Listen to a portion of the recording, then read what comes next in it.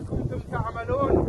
همدران عزیز، جوانان عزیز، امروز همدردی خود را برای اهل این آینه برادرمان حاجی نورالله